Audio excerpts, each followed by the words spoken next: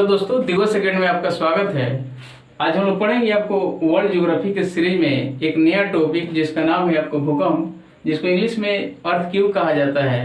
आज इस लेक्चर में हम लोग भूकंप का अर्थ क्या है, उसकी परिभाषा क्या है, वो कहाँ से शुरू होता है, फिर सबसे पहले समझिए कि जहाँ पे भूकंप यानी धरती के यानी ऊपरी परत पे जब पहुँचता है उसको क्या कहा जाता है, भूकंप आने के कौन कौन सा कारण है, या साथ ही साथ जैसे मान लीजिए कि भूकंप होने का जो तरंग जो उत्पन्न होता है वो तरंग समझिए कि कौन कौन से तरंग उत्पन्न होते हैं, उन सारे तरंगों में क्या भिन्नताएं हैं, क्या क्या अंतर है उसमें, उसकी क्या क्या समझिए खूबियां हैं, ये सारे जानेंगे हम लोग आज।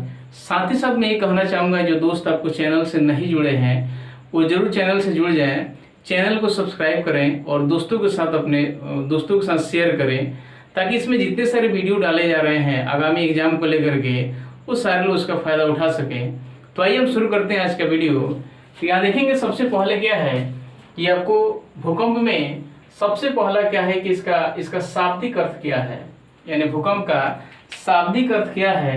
तो यहाँ लिखा है कि भूकंप का शाब्दिक अर्थ है कि भूमि के कंपन, अर्थात भूकंप में भूमि से भूमि कंप में होता है कंपन, यानी भूमि के कंपन ही क्या है तब को भूकंप है। एक बार और इसको देखेंगे, भूमि का एंड भूकंप का शाब्दिक अर्थ क्या है, तो भूमि के कंपन अर्थात आपको भूमि के अंदर हलचल होना, कंपन होना। आगे है कि पृथ्वी की सतह पर तेज हलचल होने के कारण पृथ्वी की आंतरिक ऊर्जा बाहर निकलती है, जिससे भूकंपीय तरंगों का निर्माण होता है। यानी जैसे पृथ्वी के ऊपरी सतह पे जब हलचल होती है पृथ्वी के अंदर जो ऊर्जा है वो आपको बाहर निकलती है, क्या होती है वो बाहर निकलती है। उसी दौरान समझिए कि भूकंपीय तरंगों का यानी क्या है, तो उसी समय यानी बाहर निकलने के क्रम में ही भूकंपीय तरंगों का निर्माण होता है, जो आगे हम लोग पढ़ेंगे। आपको भूकंप की तरंगों में जैसे PSL करके आपको 3 प्रकार की तरंगे होती हैं, तो वही कह रहा है कि भूकंपीय तरंगों का निर्माण होता है और इन्हीं तरंगों से पृथ्वी की अवस्था में परिवर्तन होने लगता है, जिसे भूकंप कहा जाता है। क्या है तब सबसे पहला क्या है, तब को भूकंप का शाब्दिक अर्थ क्या है, भूमि का कंपन होना या भूमि के अंदर जो हलचल होना, ये चीज हो गया। दूसरा ये है कि आपको पृथ्वी की सतह पर जब तेज हलचल होने लगती है तो पृथ्वी के अंदर जो ऊर्जाएं हैं वो बाहर निकलने की कोशिश करने लगती है। तो उस स्थिति में क्या होता है कि बहुत सारे आपको पृथ्वी यानी भूकंपीय तरंगों का निर्माण होता है और उन्हीं तरंगों के द्वारा पृथ्वी के ऊपरी भाग पे या पृथ्वी के अंदर से ही जहां से निकलता है वहां से समझिए कि कई प्रकार की अवस्थाओं का परिवर्तन होना शुरू हो जाता है। किसमें, तो आपको पृथ्वी में उसी को यानी परिवर्तन होने के क्रम जो ही है वो क्या है, तो आपको भूकंप है। ठीक है, तो यहाँ सबसे पहले यहाँ देखेंगे, जैसे मान ली यहाँ पे ये पृथ्वी है, तो पृथ्वी हम लोग जानते हैं इसके पहले वाले लेक्चर में जैसे पृथ्वी का आंतरिक संरचना के बारे में जो हम लोग पढ़े हैं, उसमें क्या है कि आपको पृथ्वी को 3 लेयर में दिखाया गया था। पहला था आपको क्या भूपर पट्टी, दूसरा मेटल और तीसरा क्या था, तो क्रोड था। तो कभी भी जब भूकंप आता है तो ये क्रोड से ऊपर ही होता है, यानी क्रोड कभी भी ऐसा नहीं है कि भूकंप क्रोड से शुरू होता है, ऐसा नहीं है, ऊपरी भाग से ही शुरू होता है भूकंप। तो इसमें क्या है, इसमें सबसे पहले जहां से भूकंप शुरू होता है इसको हम उद्गम स्थान कहते हैं। क्या कहते हैं, इसको हम उद्गम स्थान कहते हैं, जहां से ये शुरू होता है क्या, तो भूकंप, जिसको इंग्लिश में लोग फोकस कहते हैं। साथ ही साथ सबसे पहले भूकंप जहां पे पहुंचता है पृथ्वी के ऊपरी भाग पे सतह पे, उसको हम लोग अधिकेंद्र कहते हैं। क्या कहते हैं, अधिकेंद्र, जिसको इंग्लिश में एपी सेंटर कहा जाता है। तो यहाँ एक और चीज सबसे पहले देख लें कि किन कारणों से आपको भूकंप आता है।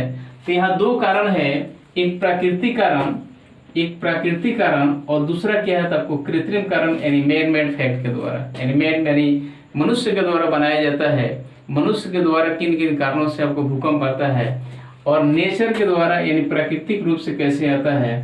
तो वहां सबसे पहले यानी प्राकृतिक कारण में देखेंगे तो पहला है ज्वालामुखी का विस्फोट। यानी जब ज्वालामुखी का विस्फोट होता है तो पृथ्वी के अंदर हलचल होता है, ऊर्जाएं बाहर निकलती है और उन्हीं के साथ साथ बहुत सारे तरंग निकलते हैं और उन्हीं के द्वारा क्या होता है, आपको भूकंप का निर्माण होता है। तो पहला हो जाएगा ज्वालामुखी का विस्फोट, दूसरा हो जाएगा पृथ्वी का सिकुड़ना।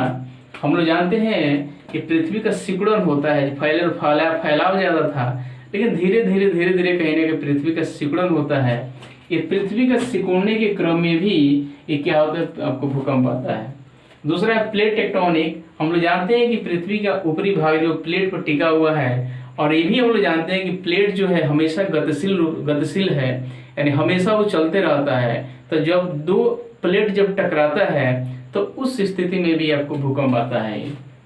तो प्लेट टेक्टोनिक के सिद्धांत में यह है कि जब दो प्लेट टकराता है तो उससे आपको ऊर्जाएं बाहर निकलती हैं, और उसके दौरान आपको ऊर्जाएं निकलने के क्रम में जब आपको भूकंपीय तरंगों का निर्माण होता है, उसी के द्वारा आप क्या होता है कि भूकंप का निर्माण होता है। जो यहाँ हम लोग पढ़े हैं कि भूकंपीय तरंगें जब निकलती हैं तो पृथ्वी पर बहुत सारे अवस्थाओं में परिवर्तन लाती हैं, और उसी अवस्थाओं के परिवर्तन ही क्या है, आपको भूकंप है। तो अगला है आपको जलीय भाग, यानी जहाँ पे जल ज्यादा है, यानी समुद्री जहाँ पे महासागर है, तो महासागर तो जाहिर सी बात वहाँ पे जल बहुत ज्यादा है, तो उस दबाव से भी आपको भूकंप आ जाता है। आगे है जैसे दूसरा है कि कृत्रिम कारण, यानी मैन मेड के द्वारा, मनुष्य के द्वारा बनाया गया है।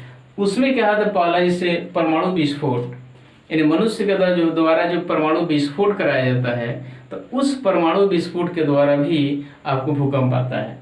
नेक्स्ट है परमाणु परीक्षण, यानी जैसे बहुत सारे परमाणु परीक्षण जो है भूमि के अंदर कराया जाता है, बहुत ऊपर कराया जाता है, तो वहीं जब भूमि के अंदर परमाणु परीक्षण कराया जाता है अंदर में, तो उस समय भी आपको दबाव के कारण क्या होता है, भूकंप आता है। नेक्स्ट है आपको डैम बनाना, जो मनुष्य के द्वारा डैम बनाया जाता है, यानी पानी को यूज करने के लिए जो डैम बनाया जाता है, तो डैम बनाने के कारण ये है कि बहुत सारे पानी को एक जगह रखने से भी उस पर दबाव पड़ता है धरती पे, और फिर उसके द्वारा भी भूकंप का कारण बन जाता है। नेक्स्ट है खुदाई करना, बहुत गहराई तक जब खुदाई कराया जाता है तो उससे भी आपको भूकंप का कारण बन जाता है। नेक्स्ट है खुदाई में आपको विस्फोट कराना, जैसे कोयले को खानों में या बहुत सारे खान है, उसको खुदाई करने के द्वारा उसमें विस्फोट कराया जाता है, तो उस विस्फोट के कारण भी आपको भूकंप आ जाता है। तो ये बहुत सारे कारण है भूकंप आने का। तो वही चीज है, जब ये भूकंप आता है तो जहां से ये शुरू होगा, ये भूकंप जहां से शुरू होगा इसको क्या कहते हैं, तो आपको जहां से शुरू होगा इसको आपको कहा जाता है कि उद्गम स्थान, जिसको इंग्लिश में फोकस कहा जाता है। और ये सबसे पहले जहां पे पहुंचता है, ये आपको सबसे पहले जहां पे पहुंचता है यानी पृथ्वी के सतह पर, उसको अधिकेंद्र कहा जाता है, उसको इंग्लिश में एपी सेंटर कहा जाता है। यहाँ लिखा भी है, यानी केंद्र क्या है अर्थात उद्गम स्थान क्या है, तो भूकंप के उद्भव स्थान को उद्गम केंद्र कहा जाता है, जिसको इंग्लिश में फोकस कहते हैं। यानी भूकंप का केंद्र बिंदु क्या है, तो जहां से आपको भूकंप शुरू होता है। नेक्स्ट है आपको अधिकेंद्र। अधिकेंद्र का मतलब होता है कि भूकंप के केंद्र के ठीक ऊपर पृथ्वी की सतह पर स्थित बिंदु को अधिकेंद्र कहा जाता है। यानी जहां से ये भूकंप शुरू हो रहा है और यहाँ से सीधे सबसे सीधा जो है वह पृथ्वी के सतह पे जब जाता है, तो वहां पे उसी को आपको अधिकेंद्र कहा जाता है, अधिकेंद्र। और इसी को इंग्लिश में क्या कहा जाता है, तो एपी सेंटर कहा जाता है। ठीक है, यानी सबसे पहले भूकंप जहां से शुरू होता है और वो भूकंप सबसे पहले पृथ्वी के ऊपरी भाग पे जहां पहुंचता है, यहाँ पे ही इसको अधिकेंद्र इंग्लिश में एपी सेंटर कहा जाता है। हम लोग जानते हैं कि जहाँ पे आपको सबसे पहला पहुंचता है, यहाँ पे इसी को कहा जाता है क्या, तब भूकंप का एपी सेंटर, और यहीं पे सबसे ज्यादा विनाश होता है ये। ठीक है, तो यहीं पे क्या कारण है, जैसे मान लीजिए यहाँ पे भूकंप होने के दौरान 3 प्रकार के आपको तरंगे उत्पन्न होती है, PSL।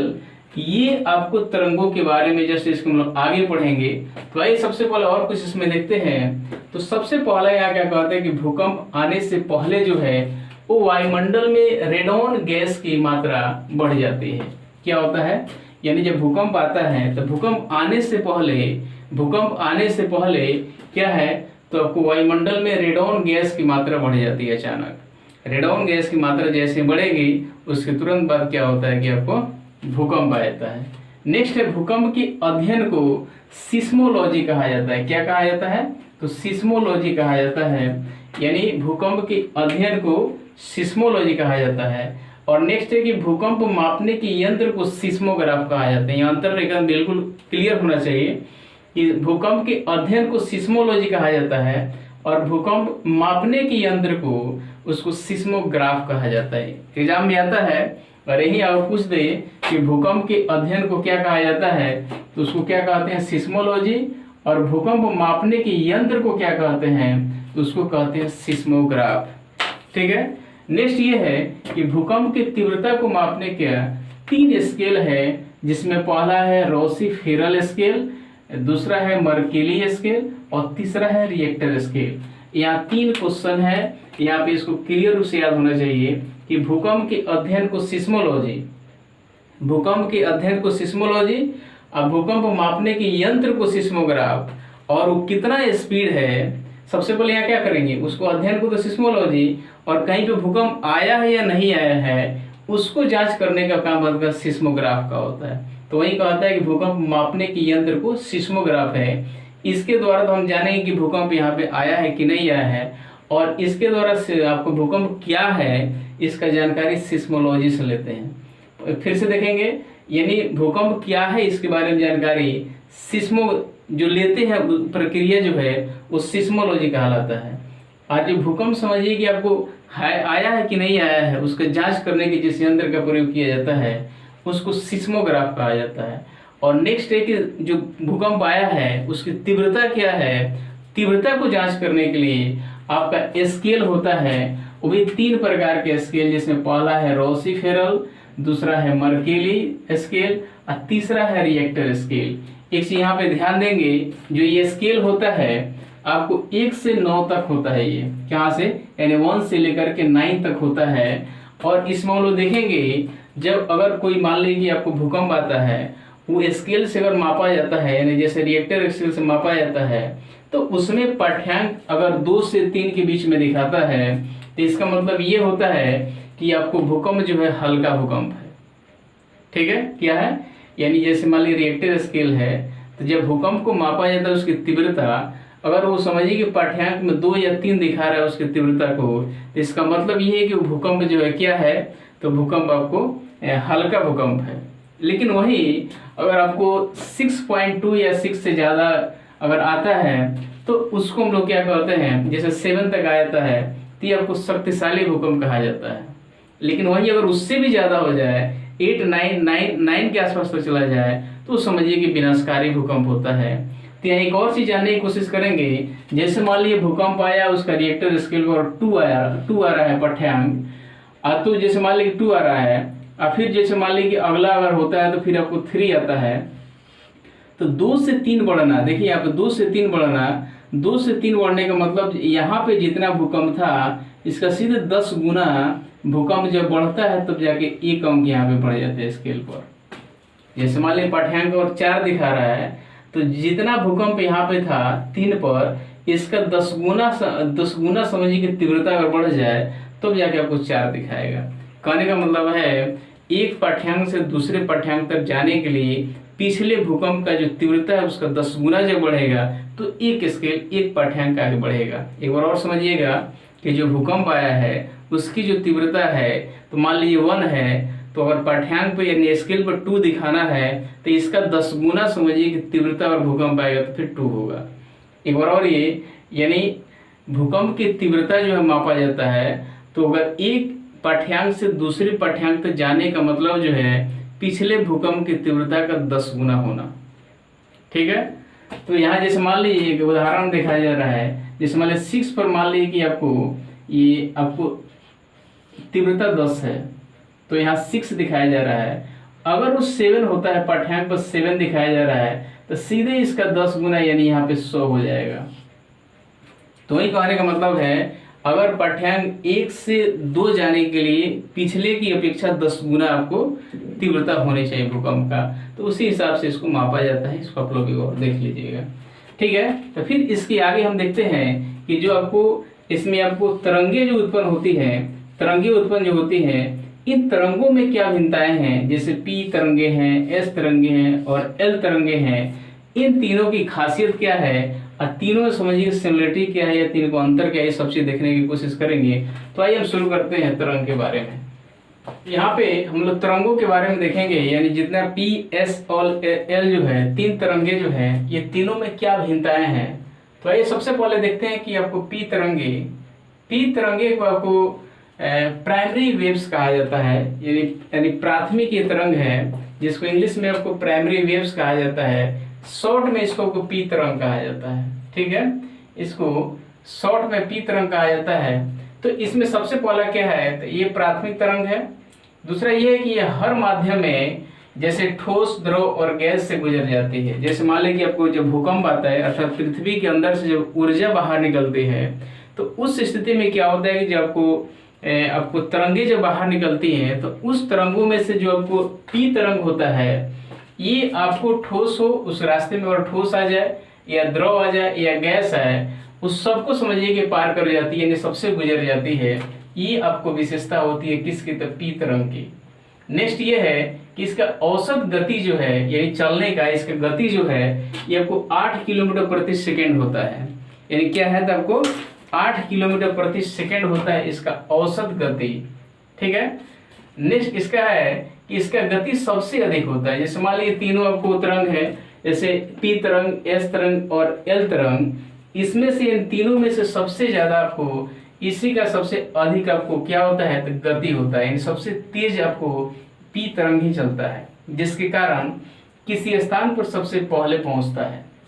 यानी जब भूकंप होता है तो सबसे पहले ने किसी जगह पे जो पहुंचता है वो है क्या, तो पी तरंग। क्यों, क्योंकि इसका स्पीड जो है वो सबसे ज्यादा होता है। आगे देखते हैं कि इससे जो तक कम क्षति होता है, यानी इसका स्पीड ज्यादा होने के चलते समझिए कि जान माल की क्षति बहुत कम होती है, यानी इसका क्षति जो है इसे बहुत कम होता है। नेक्स्ट है, इसे अनुदैर्घ्य तरंग कहा जाता है, अर्थात जैसे आपको ध्वनि एक अनुदैर्घ्य तरंग है।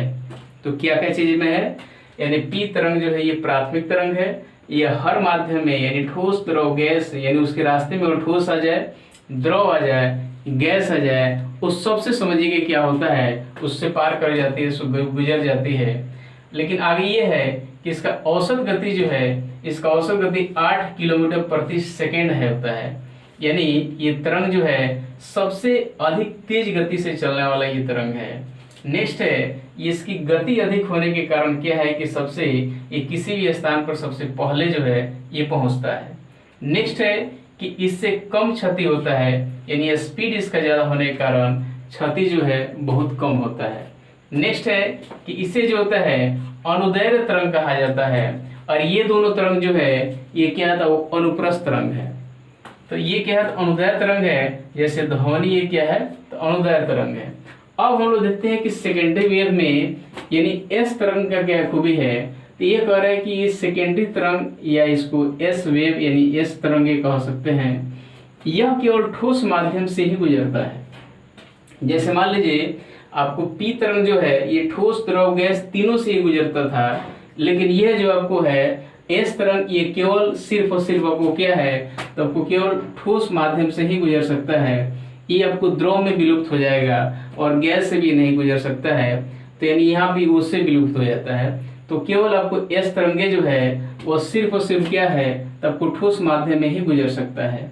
नेक्स्ट है कि इसकी औसत गति जो है ये 4 से 6 किलोमीटर प्रति सेकेंड होता है। इसका क्या था, यानी पी तरंग का 8 किलोमीटर प्रति सेकेंड था, लेकिन आप ये एस तरंगे का स्पीड जो है, यानी औसत गति जो है ये 4 से 6 किलोमीटर प्रति सेकेंड होता है। नेक्स्ट है, यानी पी तरंग की अपेक्षा, यानी एस तरंग जो है, ये एस तरंग जो है पी तरंग की अपेक्षा ये अधिक विनाशकारी होता है। क्यों, क्योंकि इसकी अपेक्षा, यानी पी तरंग की अपेक्षा एस तरंग की स्पीड जो है वो कम है। इतना याद रखें कि जिस तरंग का स्पीड जितना ही कम होगा वो उतना ही विनाशकारी होगा, लेकिन जितना ही अगर तेज उसका स्पीड है वो कम विनाशकारी होगा। इसीलिए पी तरंग का स्पीड ज्यादा है तो ये कम इससे क्षति होगा, कम विनाश होगा। लेकिन इसकी अपेक्षा अगर एस तरंग का स्पीड ज्यादा कम है तो उस स्थिति में इससे आपको विनाश ज्यादा होगा। किसकी अपेक्षा, तो पी तरंग की अपेक्षा। नेक्स्ट है, ये एक अनुप्रस्थ तरंग है, जैसे प्रकाश कहते एक अनुप्रस्थ तरंग है। ये जब आपको एस तरंगे जो है जब आपको कहा जाती है द्रव में जाती है तो ये विलुप्त हो जाती है। मतलब कहने का मतलब यहाँ ये है कि जब एस तरंगे जो है क्रूड में जाती है, यानी पृथ्वी की आंतरिक संरचना में जब हम लोग भूपर पट्टी मेटल और क्रूड के बारे में जो हम लोग पढ़े हैं, तो क्रूड हम लोग जानते हैं कि केवल द्रव अवस्था में है, तो जब वहां पे ये जाता है तो क्या होता है कि आपको ये विलुप्त हो जाता है। ठीक है, तो ये आपको हो गया पी तरंग और ये हो गया एस तरंग। लास्ट में यहाँ है एल तरंग। तो एल तरंग का समझिए कि विकास जो है एच डी लव ने किया है। किसने किया है? यानी एल तरंग का विकास यानी फाउंड कौन किया? एच डी लव ने। और इन्हीं के नाम पर समझिए कि इसको एल तरंग कहा जाता है। इसकी औसत गति जो है, किस कहते हैं? एल तरंग की औसत गति जो है वो 1.5 से 3 किलोमीटर है, यानी 1.5 से लेकर के 3 किलोमीटर प्रति सेकेंड इसका किसका औसत गति, किसका? तो एल तरंग का। यह एक क्या धरातलीय तरंग है, पृथ्वी के ऊपरी भाग पे ये तरंग चलता है। किस पे? यानी पृथ्वी के ऊपरी भाग पर ये तरंग चलता है। कौन? तब एल तरंग। और यह केवल ठोस माध्यम में ही चल पाता है। जैसे मान लीजिए एस तरंग सिर्फ और सिर्फ ठोस माध्यम में चलता है, उसी तरह से एल तरंग भी केवल आपको ठोस माध्यम में चलता है। नेक्स्ट एक और चीज कहते हैं कि यह तरंग जो है यहाँ लिख देते हैं, यह तरंग काफी विनाशकारी होता है।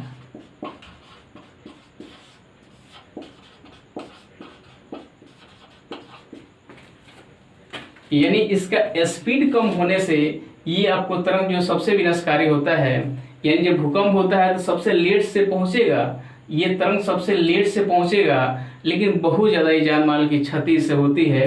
यानी अगर कहा जाए ओरिजिनली तो जब भूकंप आता है तो सबसे ज्यादा अगर घाटा है तो आपको एल तरंग से ही है। ठीक है, तो इसकी अपेक्षा पी तरंग का स्पीड ज्यादा है तो इससे विनाश कम होगा। इससे थोड़ा सा कम इसका स्पीड एस तरंग का है तो इससे ज्यादा पी की अपेक्षा इससे ज्यादा विनाश होगा। और वहीं एल तरंग का सबसे स्पीड कम है तो इससे सबसे ज्यादा आपको विनाश होगा। तो ये अंतर है। और ये अंतर में 2-3 चीज देख लीजिए।